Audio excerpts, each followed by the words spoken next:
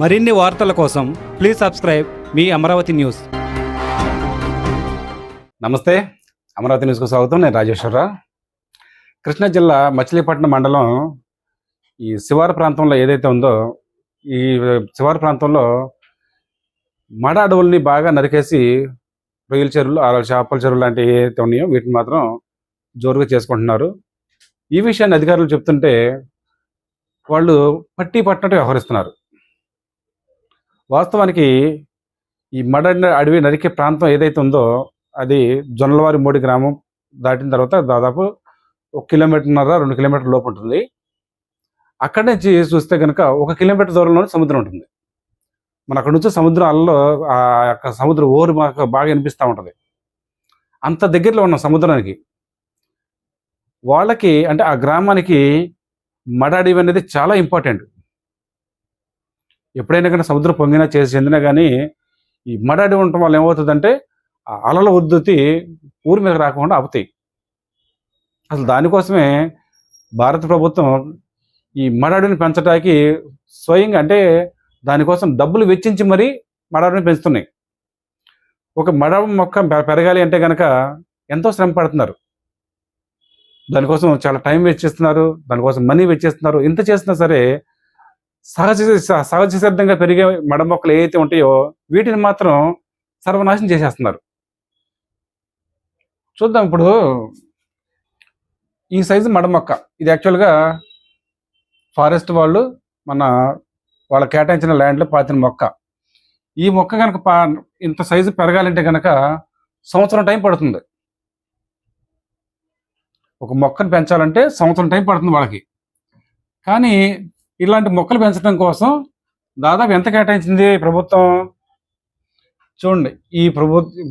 ఈ భూమి అంతా ఈ కనిపించేంత కూడా ఈ మడ మొక్కలు చిన్నగా ఉన్నాయి.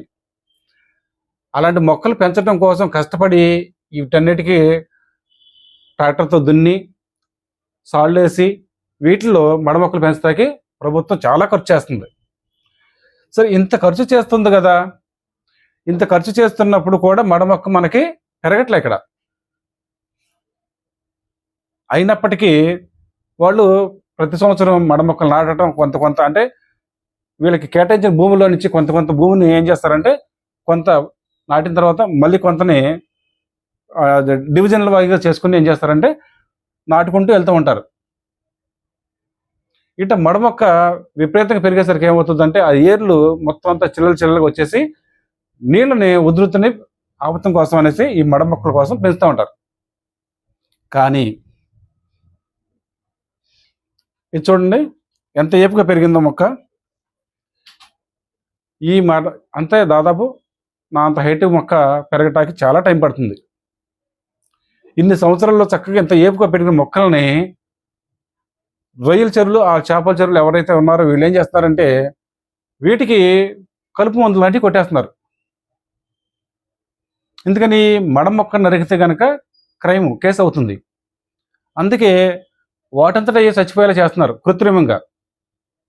ఇక్కడ మనకి ఈ సహజంగా పెరిగిన ఇంత ఏపుగా పెరిగిన మొక్క దొరకటమే కష్టం అనుకుంటే వీటిని నాశనం చేసేసి ఇట్లా ఉన్న మొక్కలు నరికేసి ఈ చెరువులుగా తవ్వుకుంటున్నారు. ఇది చూడండి, ఇదంతా కూడా మడ మొక్క పెరిగిందే.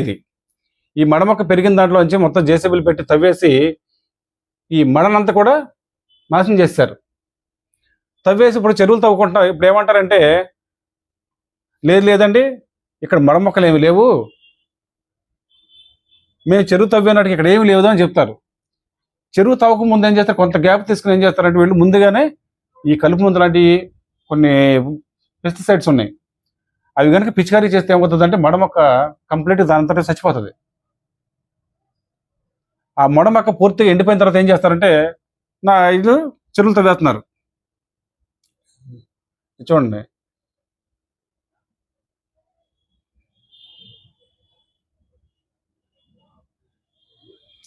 పట్టపగలు ఇట్లా చెరువులు తవ్వుతున్నారు. కనీసం వీటికి అనుమతులు ఉన్నాయా లేవా, లేకపోతే ఇది ఏ భూమి అనేది కనీసం రెవెన్యూ అధికారులు అటు కనీసం కూడా చూడాల. కారణం కొందరు ఎవరైతే అధికార పార్టీకి చెందిన నాయకులు ఉంటారో చెందిన వాళ్ళని చెబుతున్నారు. ఇక్కడ చూడండి, ఈ మడమొక్క అంతా కూడా నరికేశారు. ఇదంతా మొత్తం నరికేసింది ఇది. ఈ విషయాన్ని మన అధికారులు చెప్తే, లేదు లేదు మేము ఆ మొక్కలు నరికిన వ్యక్తిని గుర్తించాము, అతన్ని తీసుకొచ్చి ఎంఆర్ఓ గారి ముందు నిలబెట్టి అతని మీద కేసు నమోదు చేసాము, అతను కత్తితో నరికాడు కాబట్టి కత్తితో నరికినందుకు గాను అతని మీద కేసు కడుతున్నాము అన్నారు. మరి కత్తితో నరికినందుకు కేసు కట్టారు, అదే కత్తితో నరికిన ఆ పొలంలో మీరు ఇప్పుడు ఏం చేస్తున్నారు? మిషన్లతో తవ్వుతున్నారు. మరి మిషన్లు ఎందుకు తీసుకురాలా?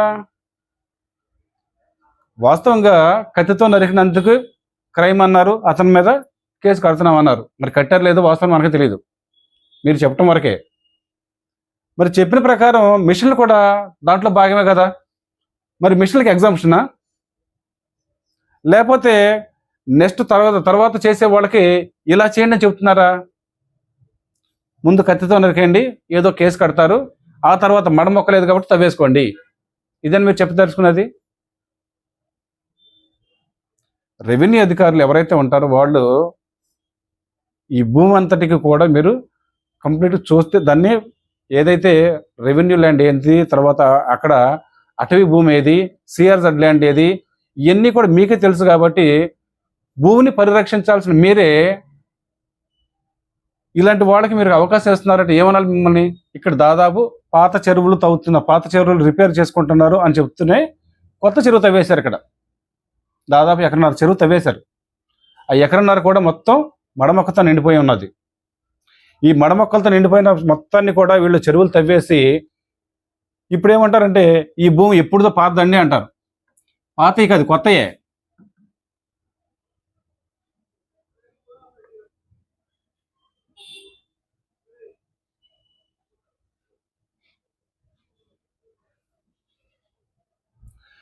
ఇక్కడ చూడండి, ఇదంతా కూడా ఎండిపోయి ఉంది కదా, ఇదంతా కూడా మడమొక్క. ఇది ఎండిపోయిన మొక్క అంతా కూడా అటు పాడేస్తారు.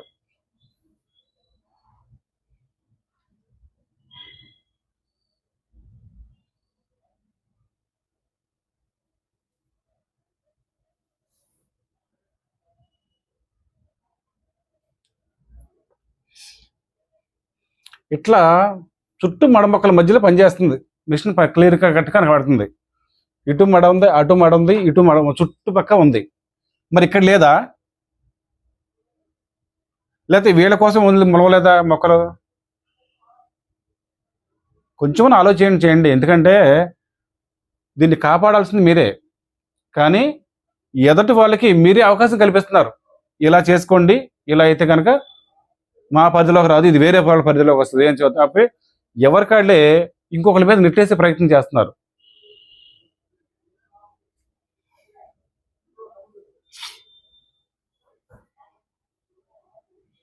వాస్తవానికి మనం ఇట్లా జరుగుతుంది అని మనం రెవెన్యూ సిబ్బంది చెప్పిన తర్వాత వాళ్ళు ఏం చేశారంటే, చూడండి ఎంత పెద్ద పెద్ద మొక్కలు చూడండి, వీటిని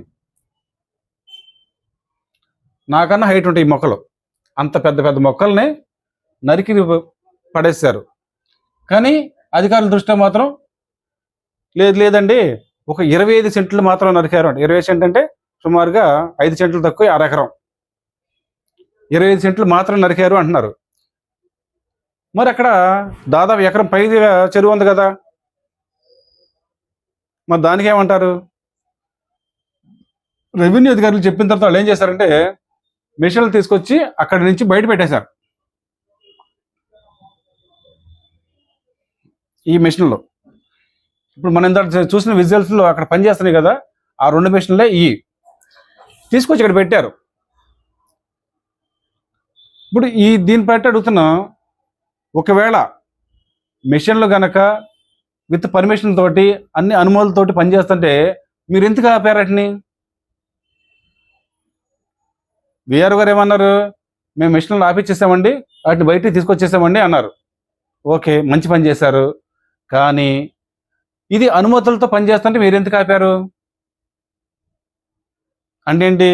ఈ సక్రమం కాదు, అక్రమం, అది మీకు తెలుసు. కానీ ఇప్పుడు ఈ విషయం డైవర్ట్ చేయడం కోసం ఏం చేశారంటే ఒక వ్యక్తి మీద మడ మొక్కల్ని కత్తితో నరికాడు అని చెప్పేసి అతని మీద కేసు కట్టి చేతులు దులిపేసుకున్నారు. మరి వీటిని ఏం చేద్దాం? ఇది కూడా వాటిలో భాగమే కదా. ఆ మడ మొక్కలు నరికిన చెరువులు ఏవైతే ఉన్నాయో మడ మొక్కలు నరికి చెరువు తవ్వి ఇంత చేస్తే మరి వీటిని ఎందుకని సీజ్ చేయలేదు? గతంలో ఎన్నోసార్లు ఎన్నో మిషన్లని బంద తాలూకా ఆఫీస్కి తరలించిన దాఖలాలు ఉన్నాయి.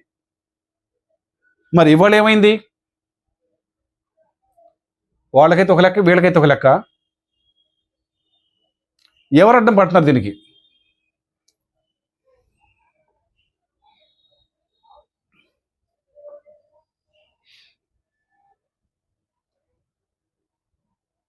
ఈ 2 మిషన్లు తీసుకొచ్చి ఇక్కడ పెట్టారు. పెట్టేసి ఏమంటారంటే ఇవాళకి మన పని అయిపోయింది.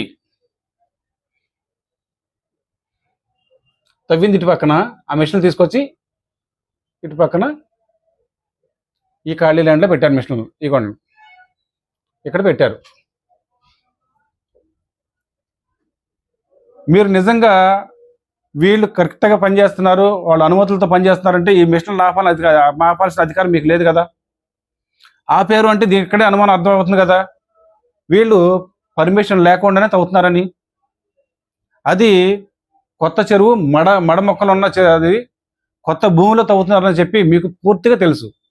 కానీ చర్యలు తీసుకోవటానికి మాత్రం మీకు అధికారాలు అడ్డుపడుతున్నాయి. ఇక్కడి నుంచి కొంత దూరంలోనే గ్రామం ఉంది. రేపొద్దున వాళ్ళకి ఏదైనా జరుగుద్దన్న ఆ భయం కూడా మీకు లేదు. అట్లయితే మడమొక్క మనమే కాదు, ఎప్పటికీ కాపాడలేము.